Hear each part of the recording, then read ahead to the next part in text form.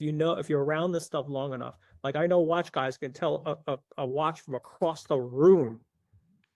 And why would I want to fool those guys, or like a guy who could look at a car I mean, like my friends who are into Ferraris, we stand at a show field from literally across the field and says, oh my God. And we all know exactly what we're looking at, Yeah. that's wrong. Do you try and make it as good as new, a little bit better? I think probably varying degrees. It's coming back.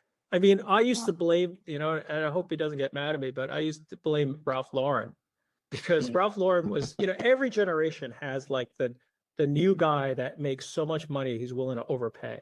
We had John Shirley, we had, like when Microsoft, made them, well, when